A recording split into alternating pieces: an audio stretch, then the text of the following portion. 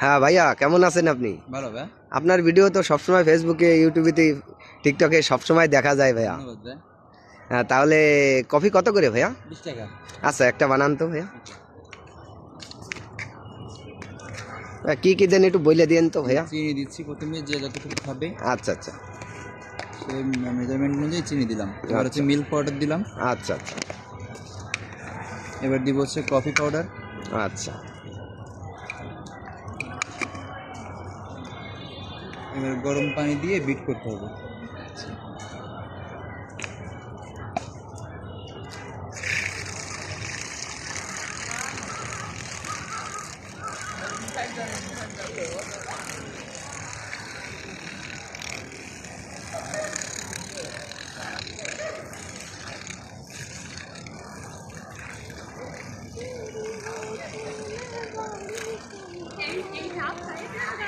উম,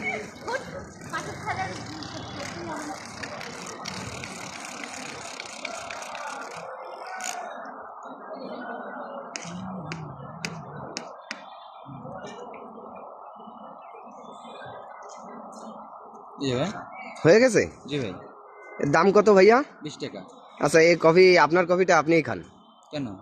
হ্যাঁ ভাই, আপনি খান। আপনি খাতে পারলে আপনাকে এই 100 টাকা দেওয়া হবে ভাইয়া।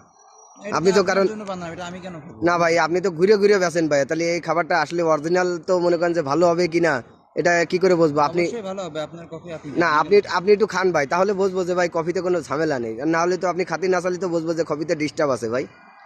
আচ্ছা ঠিক আছে, আমি খেয়ে দেখাচ্ছি। আচ্ছা, এই যে এই কফিটা যখন আপনি খালেন তখন নিশ্চিত মনে হলো যে না, আসলে এই কফিটা ভালো, সবাই খেতে পারবে।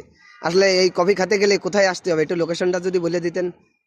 কফি খেতে হলে চলে আসবেন যশোর ডিসি অফিসের পুকুর পাড়ে। ও আচ্ছা, ধন্যবাদ। এই নেন ভাই আপনার 100 টাকা। Thank you.